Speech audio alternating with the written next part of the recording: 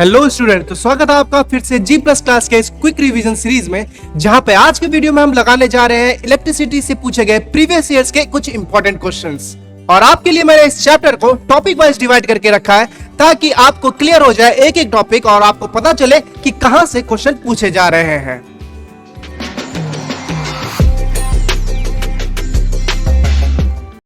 तो जैसा कि हमने इस सीरीज के प्रीवियस वीडियो में कवर कर लिया है magnetic effect of electrical current में पूछे गए प्रीवियस ईयर्स के इंपॉर्टेंट क्वेश्चन, तो अगर आपने वो वीडियो नहीं देखा तो आई बटन पर क्लिक करके वो भी देख सकते हैं। तो चलिए बढ़ते हैं हमारे आज के टॉपिक पर और जानते हैं कौन कौन सा टॉपिक हमारे लिए इंपॉर्टेंट है। इस चैप्टर में पूछे जा रहे हैं चार्ज, करंट और वोल्टेज से रिलेटेड क्वेश्चंस, उसके बाद रेजिस्टेंस एंड ओम्स लॉ से रिलेटेड क्वेश्चंस, उसके बाद हमारा कॉम्बिनेशन ऑफ रेजिस्टेंस।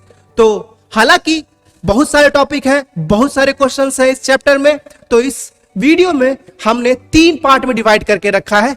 तो आज का ये पहला पार्ट में हम कवर करने जा रहे हैं ये 3 टॉपिक, और आने वाले नेक्स्ट वीडियो में हम कवर कर रहे होंगे रेजिस्टिविटी को, जो कि बहुत ही कंफ्यूजिंग भरा क्वेश्चन बना देता है एग्जाम में। उसके बाद हम पावर एंड एनर्जी पे, हीटिंग इफेक्ट पे और commercial unit of electrical energy पे तीसरे पार्ट में देख रहे होंगे। तो चलिए स्टार्ट करते हैं और लेते हैं हमारा पहला क्वेश्चन, देखते हैं वो क्या कह रहा है। Calculate the number of electrons in 1 coulomb of charge.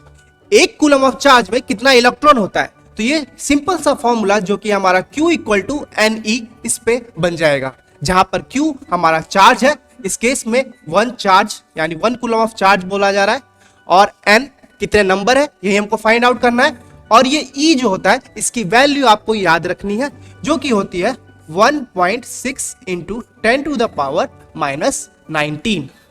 इसके बाद अगर आपको N फाइंड आउट करना है तो इसी वजह से यहां पर हम लिख सकते हैं N equal to Q by E, यहां पर ये डिवाइड में आ जाएगा। और इसके बाद हमको बस वैल्यूज को पुट कर देना है, 1 divided by 1.6 into 10 to the power -19। तो यहां पर ये कैलकुलेशन जो है ये बहुत ही सिंपल है। यहां पे देखिए 1, अगर यहां पर जो पॉइंट है इसको हटा दिया जाए तो यहां पर 0 डाला जा सकता है, ठीक है। अब देखिए यहां पर जो -19 है इसको अगर ऊपर ही भेज दिया जाए तो ये क्या हो जाएगा, +19 हो जाएगा। तो ये 19 बन गया और ये यहां पर 16 बच गया है हमारे पास। अब अगर हम डिवाइड करें इसको 2 से तो ये 5 टाइम्स में और ये 8 टाइम्स में कट जाएगा। उसके बाद अगर हम 5/8 करेंगे तो आपका वैल्यू आएगा 0.625, ठीक है, और इनटू 10 टू द पावर 19। तो अब जो यहां पर रिप्रेजेंटेशन का तरीका है, यहां पर पॉइंट यहां पर लिया गया है, लेकिन हमेशा 1 डेसिमल के बाद किया जाता है, तो जो कि हम हो जाएगा यहां पे 6.25, ठीक है। तो 1 डेसिमल के बाद आपको पॉइंट रखना है, ना कि 2 डेसिमल के बाद और ना ही 0 पॉइंट पे, ठीक है। अब यहां पर हमने 1 डेसिमल बढ़ाया है तो यहां से 1 डेसिमल घटा देंगे, तो यह हमारा हो जाएगा 10 टू द पावर 18। ये नंबर ऑफ इलेक्ट्रॉन है कितने में, 1 कूलम ऑफ चार्ज में, ठीक है। ये आपका आंसर हो जाएगा, यही आपको लिखना है, ठीक है। स्क्रीनशॉट लेना चाहते हैं तो स्क्रीनशॉट ले लीजिए और इसका टेलीग्राम पे आपको पूरा PDF मिल जाएगा। तो बढ़ते हैं हमारे अगले क्वेश्चन पे, देखते हैं वो क्या कह रहा है। तो हमारा दूसरा क्वेश्चन 2014 में पूछा गया है, a charge of 150 coulomb flows through a wire in a minute, find the electric current flowing through it. तो यहां पर भी एक छोटा सा फॉर्मूला जो कि करंट का फॉर्मूला है, करंट का फॉर्मूला है I equal to Q by T, क्योंकि करंट फ्लो ऑफ चार्ज है और उसका रेट है, ठीक है। Rate of flow of charge अगर लिखना है आपको तो चार्ज बाई टाइम लिखेंगे। तो हमको पता है यहां पर चार्ज कितना दिया हुआ है, Q का वैल्यू कितना दिया हुआ है, यहां पे दिया हुआ है 150 कूलम ऑफ चार्ज यहां से फ्लो हो रहा है, और टाइम आपको दिया हुआ है 1 मिनट, जो कि हम ऐसा यूनिट में लेंगे जो कि हो जाता है 60 सेकेंड, ठीक है। अब हमको यहां पर पुट कर देना है वैल्यू को, जो कि हो जाएगी 150/60। इसकी वैल्यू आ जाएगी आपकी 2.5 एम्पियर के बराबर, ठीक है। स्क्रीनशॉट लेना चाहते हैं तो ले लीजिए, सिंपल सा क्वेश्चन है। तो बढ़ते हैं हमारे अगले क्वेश्चन पर, देखते हैं वो क्या कह रहा है। तो अगला क्वेश्चन जो है हमारा वो पूछ रहा है, a battery of 10 volt carrying 20,000 coulomb of charge through a resistance of 20 ohm, calculate the work done in 10 second. तो तो यहां पर हमको वर्क डन निकालना है। वर्क डन का फॉर्मूला की बात करें जाए तो आपको वोल्टेज का फॉर्मूला पता होगा। वोल्टेज का फॉर्मूला होता है वर्क डन अपॉन चार्ज। हर चार्ज पर किया गया वर्क डन ही वोल्टेज होता है। तो वर्क डन का फॉर्मूला आप क्या लिख सकते हैं, वर्क डन इक्वल टू हो जाएगा वोल्टेज इनटू चार्ज। ठीक है, तो इस क्वेश्चन में हमको डेटा में बहुत सारी चीजें दी गई है, तो क्वेश्चन से कंफ्यूज नहीं होना है। बहुत सारा डेटा है, उसको हमको लेना नहीं है तो वो नहीं लेंगे। जो जरूरत है वो क्या है, वोल्टेज और चार्ज की। तो V का वैल्यू हमको दिया हुआ है कितना, यहां पे दिया हुआ 10 वोल्ट्स। ठीक है, और Q का वैल्यू जो कि है 20, Q का वैल्यू कितना है 20,000। ठीक है, 20,000 कूलम। तो बस इन्हीं दोनों वैल्यू की जरूरत है, तो यही दोनों वैल्यू यहां पर पुट करेंगे। तो वर्क डन हमारा हो जाएगा 10 टाइम्स 20,000 जो कि इक्वल टू हो जाएगा 20 पे 3 प्लस एक और 0। तो इतना क्या, ये जूल है। क्या है, वर्क डन का यूनिट क्या होता है, जूल। तो इतना जूल आप लिख सकते हैं, या फिर एक और तरीके से लिख सकते हैं 2 into 10 to the power 1 2 3 4 5, 2 into 10 to the power 5 joules. ठीक है, ये सिंपल फॉर्मूला करंट के ऊपर, वोल्टेज के ऊपर पूछा जा रहा है। ठीक है, तो चलिए बढ़ते हैं हमारे अगले क्वेश्चन पर, देखते हैं वो क्या पूछा जा रहा है। यहां पर 2005 में क्वेश्चन पूछा गया है, what is the SI unit of electrical potential. ठीक है, या फिर इलेक्ट्रिकल पोटेंशियल डिफरेंस। और ये कौन सा इंस्ट्रूमेंट यूज किया जाता है इसको मेजर करने के लिए। तो ये हालांकि बहुत ही सिंपल लेकिन बहुत ही इंपॉर्टेंट क्वेश्चन, या कुछ पॉइंट आपको बता दूंगा मैं ताकि आप याद रखें। तो इलेक्ट्रिकल पोटेंशियल यानी वोल्टेज का यूनिट वोल्ट ही होता है। ठीक है, और इसको जो डिवाइस यूज किया जाता है उसको कहते हैं हमारा वोल्ट मीटर। क्या कहते हैं, वोल्ट मीटर। और जो इंपॉर्टेंट चीज है जानने की वो है कि वोल्ट मीटर को सर्किट में कनेक्ट कैसे किया जाता है। तो इसको हमेशा पैरेलल में कनेक्ट किया जाता है। ठीक है, तो वोल्ट मीटर को हमेशा ही सर्किट में पैरेलल में कनेक्ट किया जाता है जहां का आपको वोल्टेज डिटरमाइन करना है, और इसका रेजिस्टेंस बहुत ही हाई होता है। ठीक है, ये भी चीज आप याद रखेंगे कि इसका रेजिस्टेंस हाई होता है।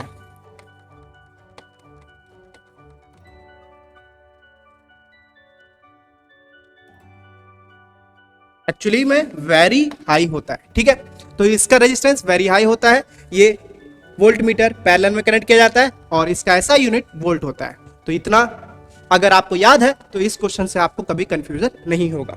वैसा ही क्वेश्चन अगला भी है जो कि पूछा गया है इलेक्ट्रिकल करंट के बारे में और उसके मेजरिंग इंस्ट्रूमेंट के बारे में। तो इलेक्ट्रिकल करंट का ऐसा यूनिट हो जाता है, करंट का ऐसा यूनिट क्या हो जाता है, एम्पियर, और इसको मेजर किया जाता है इंस्ट्रूमेंट से जिसका नाम ही है एमीटर। क्या है, एमीटर।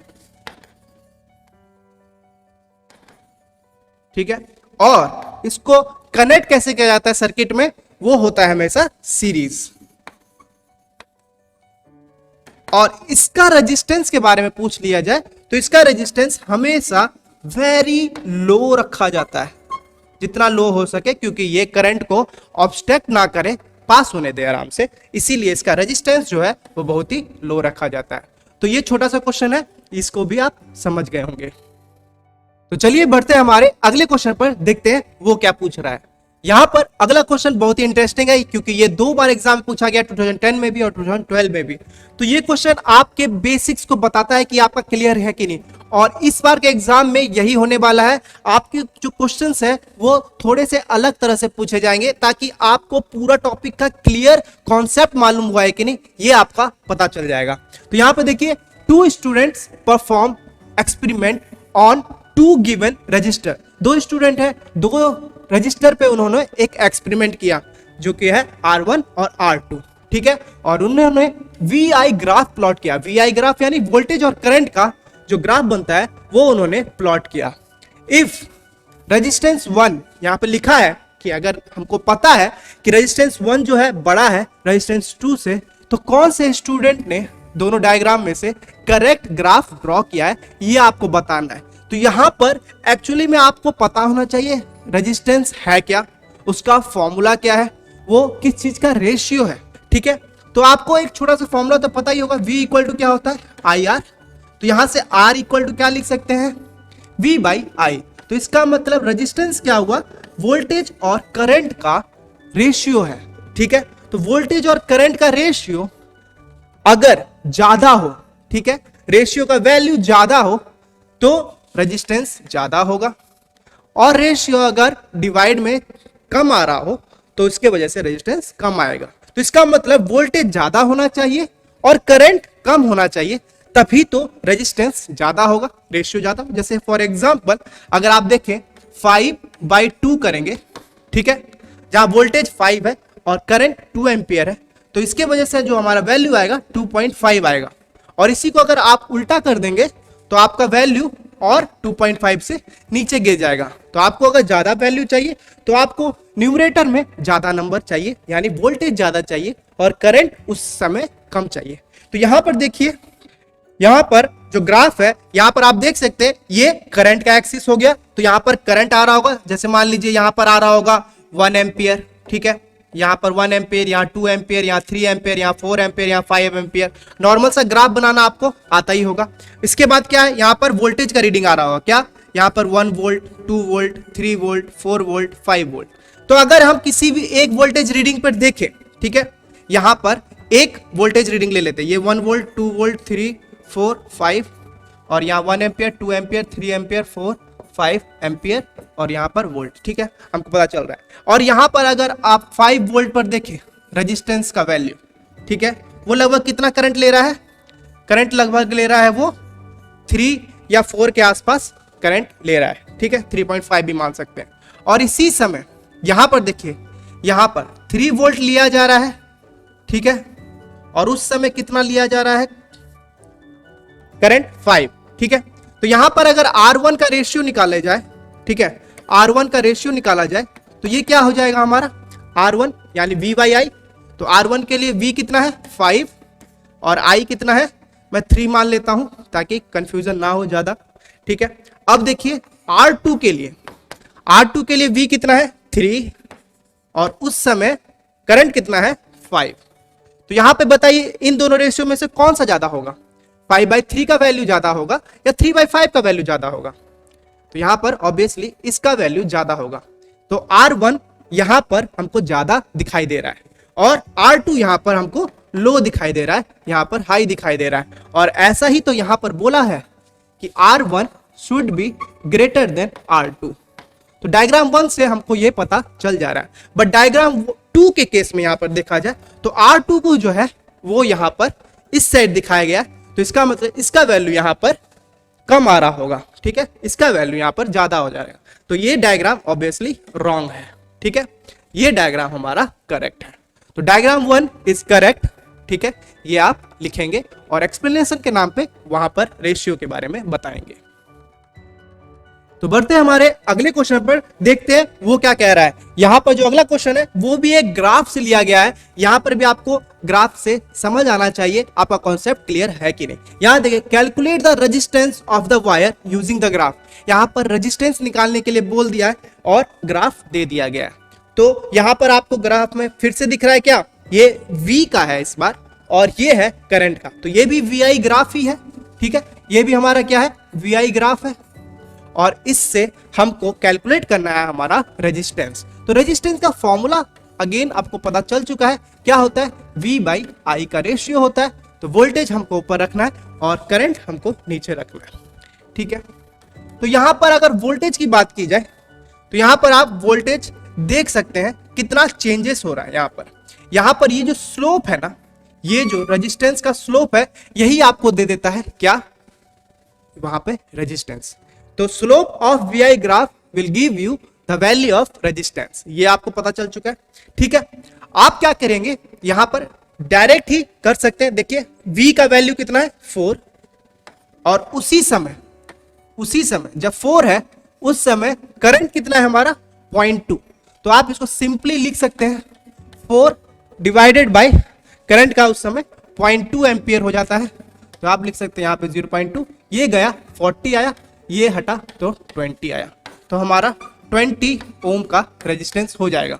बट यहां पर देखा जाए तो यहां पर ये थोड़ा सा गलत होगा, हालांकि आंसर सही है, लेकिन यहाँ पर आपको स्लोप बताना है कि ये स्लोप जो है वो बताता है। तो स्लोप निकालने के लिए आपने मैथमेटिक्स में पढ़ा होगा x2 माइनस x1 और y2 माइनस y1 किया होगा, तब आपका स्लोप आ जाता है। तो यहां पर हमको ऊपर के लिए क्या करना है, हमको x2 माइनस x1 करना है, यानी 4 में से 2 गया, ठीक है। तो यहां पर 4 माइनस 2 डिवाइडेड बाई क्या 0.2 माइनस 0.1, 0.2 माइनस 0.1 करेंगे तो हमारा क्या निकलेगा, यहाँ पर 4 माइनस 2 हो गया 2 और ये हो गया 0.1 और जो कि अगेन होता है 20 ओम, ठीक है। आप यहाँ पर स्लोप के नाम पे ये बता रहे हैं, ठीक है। स्लोप में हमको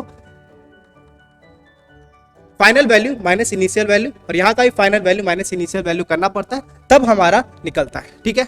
और आप एज इट इज एक ही पॉइंट पे लेके, जैसे हमने पिछले क्वेश्चन में निकाला था वैसे ही एक पॉइंट पे लेके आप बता सकते हैं कि हाँ इस पॉइंट पे हमारा वोल्टेज 4 है और करंट 0.2 है, तो हमने डायरेक्ट डिवाइड किया और हमारा रेजिस्टेंस 20 ओम का आ गया। तो इसका स्क्रीनशॉट लेना चाहते हैं तो ले सकते हैं। और यहाँ पर ये कैसे आया स्लोप, तो आप लिख सकते हैं slope equal to, slope will give the resistance and that is equal to V2 minus V1 divide by I2 minus I1, और ये हमको दे देगा वैल्यू ऑफ रेजिस्टेंस, ठीक है। तो इतना आपको लिखना है। तो बढ़ते हैं हमारे अगले क्वेश्चन पर, देखते हैं वो क्या कह रहा है। तो अगला क्वेश्चन जो है 2013 में पूछा हुआ है। ये क्वेश्चन कह रहा है 3 resistance of 10 ohm, 15 ohm and 5 ohm are connected in parallel.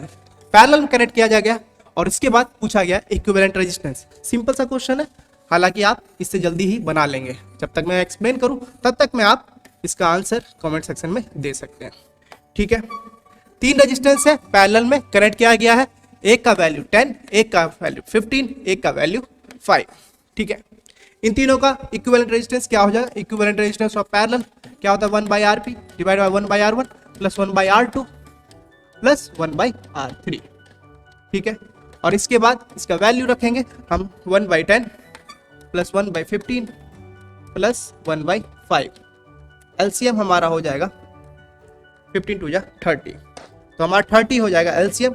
3 plus 2 plus 5 6 30, 6 2 11, 11/30, ठीक है। बट 1/Rp का वैल्यू है 11/30 और Rp हमारा क्या हो जाएगा, इसका रेसिप्रोकल जो कि हो जाएगा 30/11 ओम, ठीक है। ये आपका आंसर हो गया इन तीनों का इक्विवेलेंट रेजिस्टेंस। ये सिंपल सा है, आप बस फॉर्मूला पुट कीजिएगा और यहां पर याद रखिएगा उल्टा करना है, रेसिप्रोकल वैल्यू लिखना है। ये नहीं कि 11/30 ओम लिखकर आंसर आ गया, हमारा आंसर उसका रेसिप्रोकल हो जाएगा, क्योंकि ये जो वैल्यू है ये 1/Rp का लिख रहे हैं, बट हमको Rp जानना है, तो Rp इसका रेसिप्रोकल लेना पड़ेगा, ठीक है। तो बढ़ते हैं हमारे अगले क्वेश्चन पर, देखते हैं वो क्या पूछा है। यहाँ पे 2014 का एक क्वेश्चन है जो कि है show 4 different ways in which 4 register of R ohm each may be connected in the circuit and in which case the equivalent resistance of the combination will be maximum and minimum। तो यहाँ पर 4 resistance लिए गए हैं और आपको बताना है कि कैसे कैसे उनको सर्किट में कनेक्ट कर सकते हैं, और इसके बाद आपको बताना है कि कौन से केस में सबसे ज्यादा रेजिस्टेंस और सबसे कम रेजिस्टेंस हमको देखने को मिलेगा। तो 4 रेजिस्टेंस की अगर बात करें तो सिंपली उसको सबसे पहले किस में कनेक्ट किया जा सकता है, सीरीज में कनेक्ट किया जा सकता है कि नहीं, सिंपल है सीरीज का। तो आपका यहां पर क्या आ जाएगा, सबका वैल्यू क्या है R R R R, तो सीरीज में सिंपली ऐड कर देते हैं तो हमारा 4R हो गया इक्विवेलेंट रेजिस्टेंस। ये पहला केस हो गया हमारा, ठीक है। दूसरे केस में क्या कर सकते हैं, आप सबको पैरेलल में कनेक्ट कर सकते हैं। तो पैरेलल में अगर आप 4 रेजिस्टेंस को कनेक्ट करेंगे जिन सब की वैल्यू R ओम ही है, तो आपका पैरेलल में इक्विवेलेंट रेजिस्टेंस क्या आ जाएगा। आपको मैंने शॉर्टकट ट्रिक भी बता रखा है कॉम्बिनेशन ऑफ रेजिस्टेंस पे, अगर आपने वीडियो नहीं देखा है तो हालांकि इस टॉपिक पे वीडियो बना रखा है, आई बटन क्लिक करके वो देख सकते हैं। तो यहाँ पर हम शॉर्टकट लगाएंगे, डायरेक्ट R/4 लिख सकते हैं। क्यों, क्योंकि नंबर ऑफ पाथ 4 है और सबकी वैल्यू सेम है, तो R/4 ओम हो गया हमारा, ठीक है। दूसरे केस में एक और केस बन सकता है कि नहीं, देखिए थोड़ा सा, जहां पर एक रेजिस्टेंस यहां पर और बाकी के 3 रेजिस्टेंस यहां पर हों। ठीक है, ये भी तो एक कॉम्बिनेशन हो सकता है। यहां पर इक्विवेलेंट रेजिस्टेंस आपको निकालना है अगर, तो क्या होगा, यहां पे देखिए ये वाला जो पॉइंट है ये तीनों सीरीज में है, तो यहां पर ये तीनों ऐड हो जाएंगे। तो इसको आप ऐसा भी दिखा सकते हैं, जहां पर ऊपर वाला रेजिस्टेंस R और नीचे वाला रेजिस्टेंस 3R हो जाएगा क्योंकि ऐड हो गया है। और इसके बाद हमको इन दोनों का पैरेलल कॉम्बिनेशन निकालना है। पैरेलल कॉम्बिनेशन कैसे निकालेंगे, 1/R equal to 1/r plus 1/3R। तो इन दोनों का एलसीएम क्या हो जाएगा हमारा, 3R हो जाएगा, और ये R 3 टाइम्स में और हमारा यहां पर 1 टाइम में, तो ये 4/3R हो गया, जो कि रेसिप्रोकल लेने पे क्या आ जाएगा, 3R/4, क्योंकि हमको R की वैल्यू निकालनी है। तो 3R/4 हो जाएगा हमारा तीसरा केस। ठीक है, ये वाला केस हो गया। एक और केस हो सकता है, वो क्या हो सकता है कि आप 2 रेजिस्टेंस को सीरीज में और फिर 2 रेजिस्टेंस को सीरीज में लगा दें। तो ये भी एक कॉम्बिनेशन ऑफ रेजिस्टेंस हो गया, जहां पर 4 रेजिस्टेंस का यूज किया गया। यहां पर R R R R है। ठीक है, और यहां पर क्या हो जाएगा, 2R, और नीचे भी क्या हो जाएगा, 2R। ठीक है, यानी 2 रेजिस्टेंस पैरेलल में चले जाएंगे, क्योंकि ये दोनों सीरीज में, ये दोनों सीरीज में, इन दोनों को ऐड किए, इन दोनों को ऐड किए, ये 2R, ये 2R। अब इन दोनों का पैरेलल सॉल्व करेंगे, same path divide by number of resistance. तो नंबर ऑफ रेजिस्टेंस का वैल्यू जो है 2R, पाथ 2, ये 2 कैंसिल हो गया, यहां पर हमारा R ही आया। तो सबसे बड़ा जो हमारा केस बना, सबसे बड़ा वैल्यू किस में आया हमारे पास, ये 4R है, सबसे बड़ा वैल्यू है। ठीक है, क्योंकि सीरीज में सारे ऐड हो जाते हैं, तो मैक्सिमम वैल्यू हमको सीरीज में ही देखने को मिलेगा। मैक्सिमम किस में देखने को मिलेगा, सीरीज में। ठीक है, और सबसे छोटा वैल्यू R तो नहीं है, 3R/4 भी नहीं है, एक्चुअली सबसे छोटा वैल्यू है R/4। अगर आप यहां पर R का कोई वैल्यू लीजिए, 10 ले लीजिए, तो यहां पर क्या आ जाएगा, 4 × 10 40, यहां पर 10, यहां पर आप कैलकुलेट करके देख लीजिए, और यहां पर आप कैलकुलेट करके लीजिए 4, ये आ जाएगा 2.5 के आसपास। ठीक है, तो 2.5 हो गया यहां, और यहां हो गया 40। तो देख रहे हैं आप, मैक्सिमम यहां मिला और मिनिमम कहां मिला, पैरेलल में। तो पैरेलल में हमको क्या मिलता है, मिनिमम वैल्यू मिलता है, और सीरीज में हमको मैक्सिमम मिलता है। तो ये जो चीज है आपको कॉन्सेप्ट के साथ समझना है कि हमको सीरीज में ज्यादा क्यों मिलता है और पैरेलल में क्यों मिलता है कम। ठीक है, ये चीज आपको समझ में आ गया होगा। तो बढ़ते हैं हमारे अगले क्वेश्चन पे, देखते हैं वो क्या कह रहा है।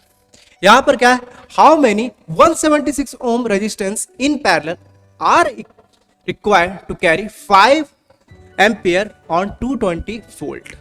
तो यहां पर ये क्वेश्चन जो है आपको बताना है कि कितने रेजिस्टेंस पैरेलल में लगाएंगे, ठीक है, ताकि 5 एम्पियर ऑफ करंट पास हो, किससे, 220 वोल्ट से।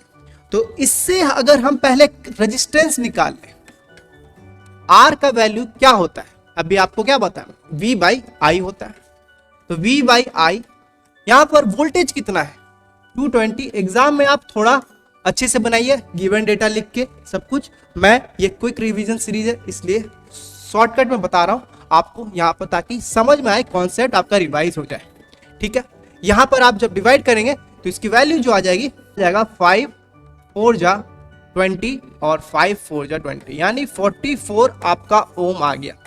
ठीक है, 44 ओम का रेजिस्टेंस आपको बनाना है। किनसे बनाना है, ये बनाना है आपको 176 ओम के रेजिस्टेंस को पैरेलल में जोड़कर, इनको ही जोड़ना है, इन्हीं को यूज करना है, और क्या बना देना है, 1 यहां पर 44 ओम का रेजिस्टेंस बना देना है। तो कितने ऐसे ऐसे लगेंगे, तो यहां पर सोचिए आप कि क्या है, यहां पर मैंने बताया सारे रेजिस्टेंस जो होंगे वो सेम होंगे कि नहीं।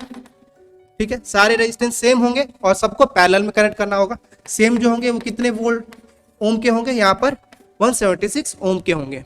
ठीक है, तो 176 ओम का कितना पाथ लिया जाए, ठीक है, नंबर ऑफ पाथ ले लेते हैं x से।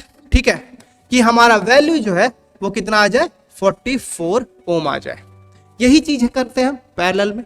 ठीक है, तो यहां देखिए x का वैल्यू निकालने के लिए आप x को इधर ले जाइए, 44 को इधर ले आइए, तो 176 डिवाइड बाय 44 करेंगे तो हमारा x का वैल्यू आ जाएगा, जो कि होता है 4 टाइम्स में कट जाता है, इसलिए 4 number of resistance are required to flow 5 ampere of current in 220 volt of supply. तो यहां पर सिंपल था, लेकिन आपको यहां पर ये वाला कॉन्सेप्ट पता होना चाहिए, तभी आप इजीली इसको निकाल पाएंगे। अब आप देख लीजिए, 4 यहां पर रखिए 176 ओम का, और इनका इक्विवेलेंट रेजिस्टेंस निकाल के देखिएगा आपका 44 ही आएगा। और 44 क्यों आया? क्योंकि हमको पता चल गया कि 220 वोल्ट में 5 एम्पियर से डिवाइड देंगे तो रेजिस्टेंस जो होगा उस समय वो 44 ओम का ऑफर कर रहा होगा। तो ये समझ में आ गया होगा, तो स्क्रीनशॉट ले लीजिए। तो बढ़ते हैं अब हमारे अगले क्वेश्चन की तरफ, देखते हैं वो क्या पूछ रहा है। यहां पर ये क्वेश्चन 2012 में पूछा गया था। If R1 equal to 10 ohm, if R2 equal to 20 and R3 30, calculate the effective resistance, जो कि बच्चा वाला क्वेश्चन है आप लोगों के लिए। अब यहां पर आप आराम से निकाल सकते हैं। उसके बाद क्या है, they are connected in series of a battery 6 volt, also find the current flowing in the circuit. तो इसका सर्किट डायग्राम बना लीजिए, उसके बाद क्वेश्चन को सॉल्व कर लेंगे। तो यहां पर 3 रेजिस्टेंसेस है, इन तीनों को कैसे कनेक्ट किया गया है? सीरीज में कनेक्ट किया गया है, ठीक है। सीरीज में कनेक्ट करने के लिए आप 3 रेजिस्टेंस बना लिए, सबका वैल्यू लिख लेते हैं, 20 ओम, 30 ओम, अब पहला वाला भूल गए थे तो यहाँ पे लिख लेते हैं, कोई दिक्कत नहीं है। तो 10 ओम, तो तीनों हो गया यहाँ पर।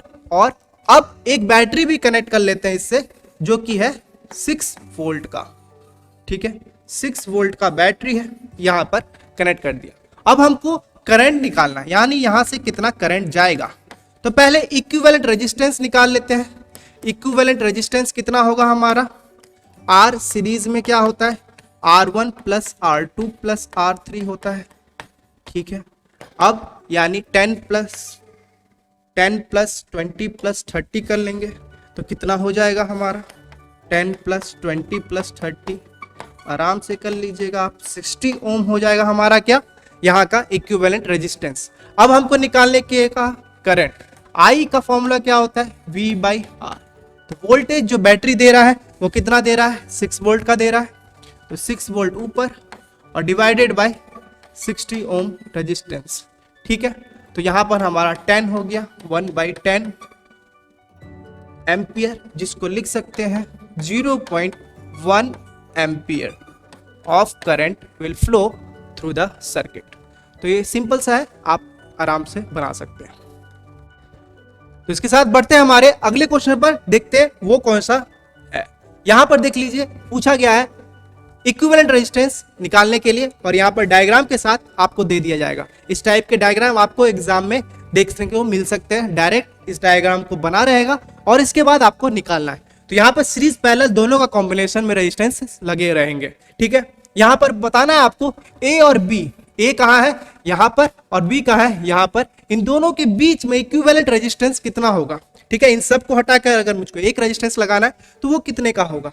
तो यहाँ पर आप देख सकते हैं, अगर मैं यहाँ पर आपको दिखाने की कोशिश करूं तो ये देखिए, ये पार्ट जो है यहां से करंट आएगा और 6 से होता हुआ डायरेक्ट चला जाएगा बी पे, ठीक है। इतना समझ में आ रहा है?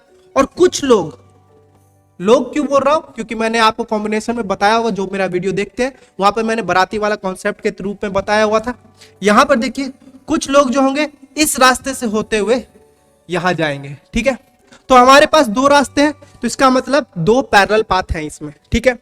और जो लोग यहां से गए होंगे उनको इससे भी जाना होगा, इससे भी जाना होगा और इससे भी जाना होगा। तो यहां देखिए, ये तीनों एक, जब आपको कोई भी रास्ता यहां पर कंपलसरी हो जाए, जैसे यहां पर जो आया होगा उसके लिए ये कंपलसरी पाथ है, ये कंपलसरी पाथ है। तो जिसके लिए जो कंपलसरी पाथ होता है वो सीरीज में होता है, और यहां पर जो खड़ा होगा उसके लिए ये पाथ और ये पाथ डिसाइड करने का ऑप्शन होगा। तो जहां पर ऑप्शन है वहां पर पैरेलल, जहां पर कंपलसरी हो जाता है वहां पर सीरीज। तो यहां पे जो घुसे हैं उनके लिए ये तीनों कंपलसरी हो गया, तो यानी ये तीनों एक दूसरे से सीरीज में कनेक्टेड है। और सीरीज में कनेक्टेड एक बार पता चल गया तो आप सिंपली ऐड कर सकते हैं। तो इन तीनों को ऐड करेंगे, 2 + 2 + 2 6 ओम, ठीक है। तो अब इसका डायग्राम जो है रीड्रॉ कर लीजिए आप। जो ऊपर वाला है, ऊपर वाला को तो एज इट इज छोड़ दिए 6 ओम का, ठीक है।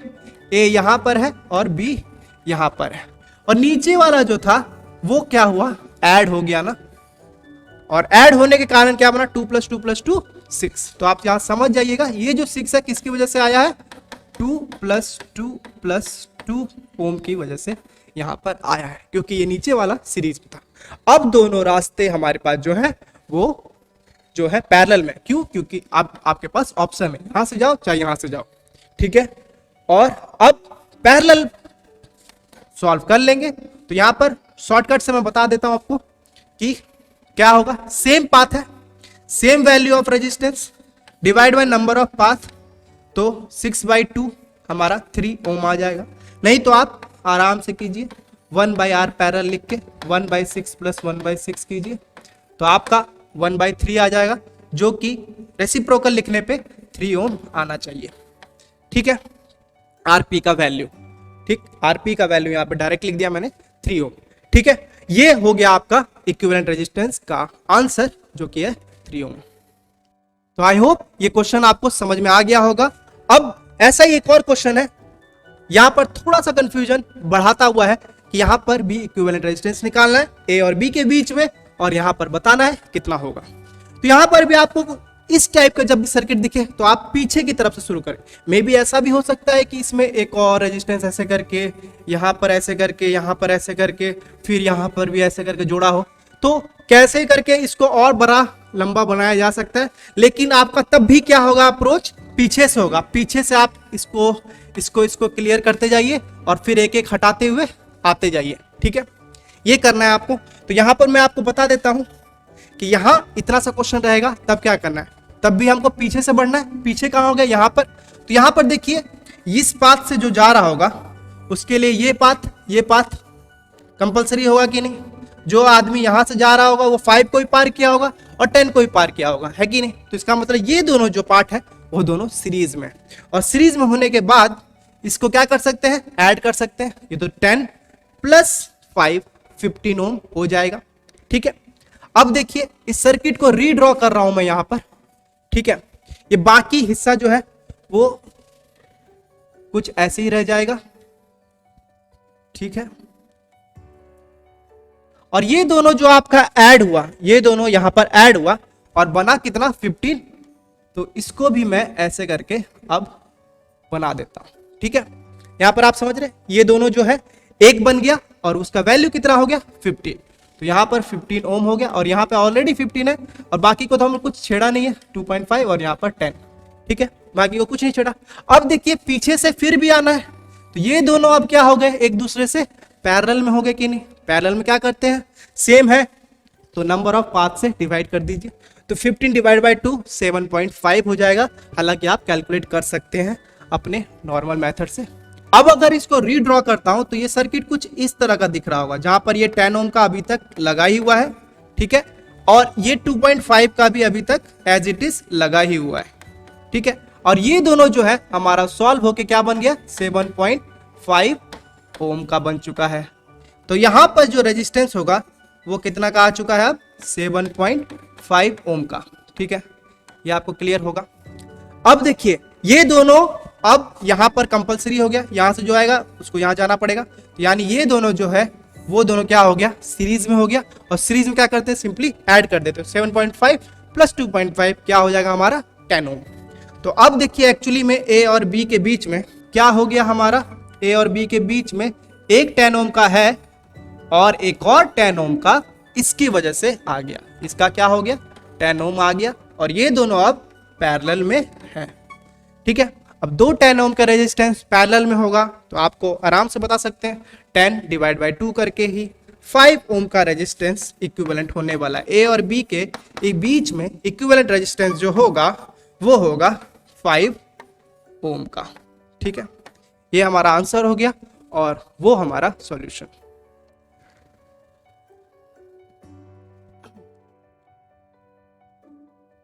तो सिंपल सा था, यहां पर आपको कितना भी लंबा सर्किट दे ऐसे ही आपको पीछे से तोड़ते हुए आना है और छोटा करते हुए लास्ट में आपको सिंगल रेजिस्टेंस जो है वो इक्विवेलेंट रेजिस्टेंस आपको मिल जाएगा। तो बढ़ते हैं हमारे अगले क्वेश्चन पर, देखते हैं यहां पर क्या पूछा है। यहां पर थोड़ा सा क्वेश्चन तो लगभग वही है, डायग्राम के साथ पूछा हुआ है, और यहां पर साथ ही साथ वोल्ट और करंट दोनों ही निकालने बोल दिया गया। Find the reading of volt meter and the ammeter. यहाँ पर देखिए वोल्ट मीटर यहाँ पे लगा हुआ है, पैरेलल में लगता है, देखिए यहाँ पर पैरेलल में लगा हुआ है। एमीटर सीरीज में लगता है, जो भी रास्ता हमारा सीधा है उसी रास्ते के बीच में ये लगा रहता है। तो एमीटर सीरीज में लगा, सब कुछ अपनी जगह पे सही लगा हुआ है। कभी कभी यही डायग्राम दे के पूछ देगा और गलत में यहाँ पे वोल्टेज लिख देगा और यहाँ पे एमीटर लिख देगा और बोलेगा कि इस डायग्राम में क्या गलती है। तो आपको वो डायग्राम से ही देख के समझ में आना चाहिए। जैसे वोल्ट मीटर दिखे तो आपको दिखना चाहिए वो पैरेलल में है कि नहीं, दोनों पॉइंट से कनेक्टेड है कि नहीं, ठीक है। और सीरीज में यहाँ पर एमीटर कनेक्टेड है कि नहीं। और कोई भी चीज़ अगर गलत है तो इसका मतलब वहाँ पर कनेक्शन गलत है, तो आपको वहाँ पर लिखना पड़ेगा, ठीक है। ऐसा भी क्वेश्चन आया हुआ था एग्जाम में। तो यहाँ पर आपको क्या निकालने बोला है, वोल्टेज का रीडिंग और एमीटर का रीडिंग, क्योंकि एमीटर है कुछ ना कुछ रीड कर रहा होगा, वो आपको बताना है। तो यहाँ पर देखिए पहले हम सिंपल सा इस सर्किट को अगर देखा जाए तो यहाँ पर एक रेजिस्टेंस है 4 ओम का और फिर दो पैरेलल के 8 ओम के हैं और ये पूरा एक सर्किट 8 वोल्ट के बैटरी से पावर हो रहा है। तो यहाँ पर हम अगर इक्विवेलेंट रेजिस्टेंस निकालना चाहें तो इन दोनों का पहले सॉल्व कर लेंगे, बताया ना मैंने पीछे से सॉल्व करना है। तो इन दोनों को अगर आप सॉल्व करेंगे तो क्या हो जाएगा, ये दोनों क्या है 8 8 है, सेम है और पैरेलल पाथ है 2, तो हम डिवाइड कर देंगे 2 से, तो इसका वैल्यू क्या आ जाएगा 4 ओम। आप यहाँ पर कर सकते हैं अपने हिसाब से, ठीक है। आपको पूरा सॉल्यूशन सॉल्व करके दिखाना होगा एग्जाम में, लेकिन मैं यहाँ पर आपको क्विक रिवीजन सीरीज में बता रहा हूँ जल्दी जल्दी, इसीलिए यहाँ पर क्या हो जाएगा इन दोनों का 4 ओम। अब ये दोनों हट के एक 4 ओम हो गया, अब वो 4 ओम इस 4 ओम के साथ ऐड हो जाएगा कि नहीं, क्योंकि ये और ये अब सीरीज में हो जाएगा, ठीक है। तो सीरीज में होने के बाद यानी टोटल इक्विवेलेंट रेजिस्टेंस अगर निकाला जाए, इक्विवेलेंट निकाला जाए तो ये कितना हो जाएगा 4 + 4 दैट इज 8 ओम, ठीक है। और हमारा जो वोल्टेज है वो भी कितना है 8 वोल्ट है। तो करंट अगर निकालना हो I इक्वल टू होता है V/R, so 8/8 equal to 1 ampere. 1 ampere of current हमारा इस सर्किट में फ्लो होने वाला है। तो 1 एम्पियर कैसे कैसे जाएगा, यहां से जाएगा 1 एम्पियर, ठीक है। आप देखिए पाथ देखिए 1 एम्पियर यहां से होते हुए जाएगा, यहां से होते जाएगा, ये पाथ पार करेगा 1 एम्पियर ही, और यहां पर आके उसको दो ऑप्शन मिलेंगे, इधर भी जा सकता है इधर भी जा सकता है। तो 1 एम्पियर का आधा हिस्सा इधर चला जाएगा, आधा इधर चला जाएगा, और फिर दोनों मिलकर यानी ये 0.5 यहाँ पे भी 0.5, और उसके बाद फिर यहाँ से होते हुए 0.5 इधर आ जाएगा और 0.5 इधर आ जाएगा, और दोनों यहाँ पर फिर से 1 एम्पियर ही हो जाएंगे। और यहाँ पर आने के बाद ये मीटर हमको 1 एम्पियर ही शो कर रहा होगा, क्योंकि एक्चुअल में टोटल करंट जो फ्लो हो रहा है वो 1 एम्पियर ही है। तो एमीटर का रीडिंग हमको पता चल गया क्या होने वाला है 1 एम्पियर। अब अगर हमको वोल्टेज निकालना है, वोल्टेज आप 8 वोल्ट मत लिख के आ जाएगा एग्जाम में, क्योंकि 8 वोल्ट कहाँ है, यहां पर अगर वोल्ट मीटर कनेक्टेड होता, ठीक है, तब वो होता 8 वोल्ट, क्योंकि 8 वोल्ट के पैरेलल में। बट वोल्ट मीटर कहाँ कनेक्टेड है, सिर्फ और सिर्फ 4 ओम के रजिस्टर में। यहाँ पर सिर्फ और सिर्फ 4 ओम का रजिस्टर तो है नहीं सर्किट में, यहाँ पर ये भी है ये भी है वोल्ट मीटर, लेकिन सिर्फ यहाँ कनेक्ट किया गया। तो V यहाँ पर जो होगा वो क्या होगा, V इक्वल टू IR होता है, ठीक है। I अभी आपने देखा यहां से कितना आई, यहां पर गया आपका 1 एम्पियर, ठीक है। और उसके बाद हमारा जो रेजिस्टेंस का वैल्यू है यहां पर कितना है 4 है, तो एक्चुअली में यहां पर 4 वोल्ट हो जाएगा इस वोल्ट मीटर का रीडिंग, ठीक है। और अगर एक और वोल्ट मीटर यहां पर लगा दिया होता, ठीक है, यहां पर समझ में आ रहा है, यहां पर अगर लगा दिया होता तो उसका रीडिंग क्या हो जाता, यहां पर भी इक्विवेलेंट रेजिस्टेंस 4 है, ठीक है। तो और यहां पे भी करंट जो जा रहा है टोटल वो 1 का जा रहा है, तो इसी वजह से यहां पर भी वो 4 वोल्ट का ही हो जाता। और तब आप ऐड करते तो 4 + 4 टोटल वोल्टेज जितना दे रहे उतना होना चाहिए। तो ये हमारा केस बनता है, ये वाला हटा देता हूं मैं ताकि कंफ्यूजन ना हो। तो पूछा इतना गया है कि वोल्ट मीटर का रीडिंग क्या हो गया, इसका 4 वोल्ट, और एमीटर का रीडिंग कितना हो गया हमारा 1 एम्पियर। तो आई होप ये क्वेश्चन आपको समझ में आया होगा। तो ठीक है, इसी के साथ बढ़ते हैं हमारे अगले क्वेश्चन पर, देखते हैं वो क्या कह रहा है। ये 2013 का क्वेश्चन है। एन इलेक्ट्रिक लैंप, एक इलेक्ट्रिकल लैंप है, ठीक है, और एक कंडक्टर है जिसका रेजिस्टेंस दिया हुआ है क्या 4 ओम, ठीक है, आर कनेक्टेड इन सीरीज, इनको सीरीज में कनेक्ट कर दिया गया है किसके साथ, 6 वोल्ट के बैटरी के साथ, ठीक है। The current drawn by the lamp is 0.2 ampere current बता भी दिया है कितना ड्रॉ कर रहा है वो हमारा लैंप। तो आपको रेजिस्टेंस बताना है किसका, उस लैंप का। ठीक है, यहाँ पर जो लैंप है वो आपको इस रेजिस्टेंस से शो करेगा, क्योंकि लैंप जो है वो भी एक रेजिस्टिव लोड है, तो इसीलिए उसको एक रेजिस्टेंस के फॉर्म में शो किया गया। ठीक है, कोई दिक्कत नहीं है। तो इसका रेजिस्टेंस हमको फाइंड आउट करना है। एक कंडक्टर जो लिया गया है, यानी जिस वायर से कनेक्ट किया गया होगा लैंप को, उसका रेजिस्टेंस बता दिया 4 ओम का। 4 ओम का रेजिस्टेंस है उस कंडक्टर का। ठीक है, तो टोटल रेजिस्टेंस कितना हो जाएगा इस सर्किट का। ये दोनों ही सीरीज में है कि नहीं, दोनों ही सीरीज में है। देखिए, तो सीरीज में होने के कारण टोटल रेजिस्टेंस कितना हो जाएगा हमारा, R1 प्लस R2 हो जाएगा। ठीक है, R1 प्लस R2, जहां R2 का वैल्यू तो हमको मालूम है, तो R1 प्लस 4 ओम लिख सकते हैं टोटल रेजिस्टेंस। ठीक है, इतना हमको पता चल गया है अभी। और यहां पर करंट दिया हुआ है हमको 0.2 एम्पियर का, और वोल्टेज भी पता है हमको। ठीक है, तो एक्चुअली में अगर इन दोनों को देखा जाए तो इसका मतलब कितना रेजिस्टेंस होगा इस पाथ में, आप बता सकते हैं कि नहीं। R इक्वल टू क्या होता है, V बाई I होता है। तो V कितना है हमारा 6, और I कितना है हमारा 0.2। तो आप यहाँ पर 0.2 लिखेंगे, पॉइंट हटाएंगे, 0 देंगे, ये कट के हमारा 30 ओम हो जाएगा। ठीक है, यानी टोटल जो वैल्यू निकलने वाला था वो निकलने वाला था 30 ओम का, जिसमें से R1 नहीं पता बट R2 तो पता है 4 ओम का। तो इसका मतलब R1 का वैल्यू कितना होगा, R1 का वैल्यू सिंपली इसमें से ये घटा दीजिए, तो 30 माइनस 4 26 ओम का हमारा लैंप का रेजिस्टेंस हो गया। सिंपल सा है, आपको समझ में भी आया होगा। तो यहां पर जो 30 है ये टोटल रेजिस्टेंस है, और टोटल रेजिस्टेंस में ये तो पता ही हमको 4 है, तो इसीलिए इन दोनों को मिला के हमारा होना चाहिए। तो इसका मतलब सिर्फ रेजिस्टेंस यहाँ का पूछा गया है, तो इसलिए ये 26 होगा, 26 प्लस 4 30 हो जाएगा। तो ये क्वेश्चन आपको होप समझ में आ गया होगा। तो हमारा एक होमवर्क क्वेश्चन है इस सीरीज से लेते हुए, इसका आंसर आप कमेंट सेक्शन में जरूर दें।